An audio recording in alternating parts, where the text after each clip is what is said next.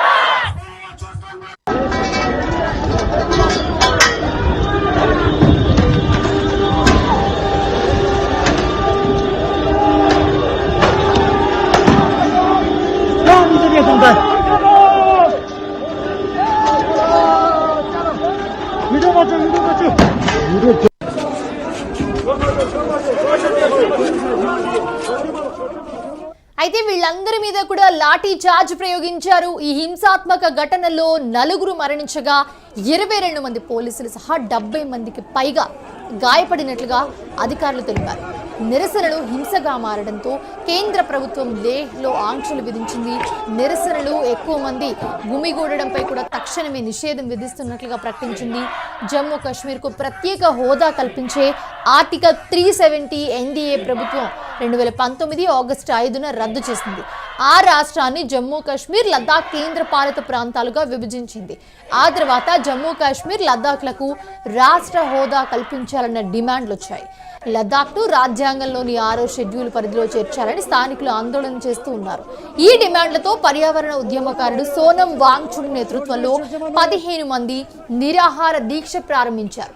వారిలో 2 ఆరోగ్యం క్షీణించడంతో బలవంతంగా వాళ్ళని హాస్పిటల్కి తరలించారు.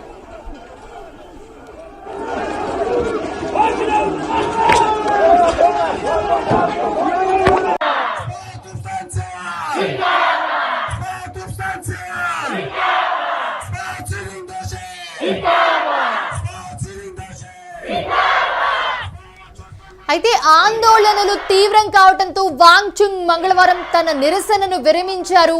హింసకి పాల్పడవద్దని ఆందోళనకారులకు విజ్ఞప్తి చేశారు.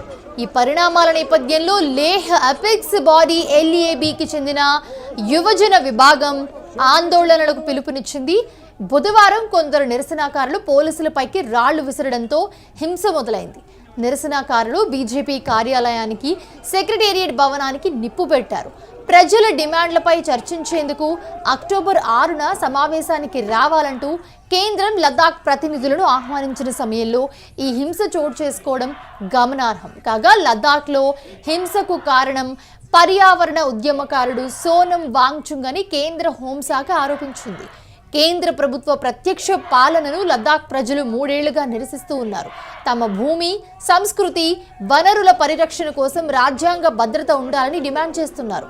రాష్ట్ర హోదాతో పాటు లద్దాఖ్ను 6వ షెడ్యూల్లో చేర్చాలని కోరుతున్నారు. అలాగే లేహ్, కార్గిల్కు వేర్వేరు లోక్సభ స్థానాలు ఉండాలని, లద్దాఖ్ పబ్లిక్ సర్వీస్ కమిషన్ ఏర్పాటు చేయాలని కూడా డిమాండ్ చేస్తూ ఉన్నారు. వాంగ్చుక్ పదే నిరాహార దీక్షలతో దిగడంతో లదాఖ్ ప్రజల ఉద్యమం వెలుగులోకి వచ్చింది.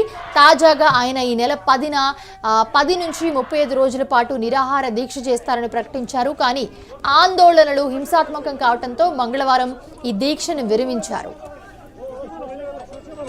George Manuel.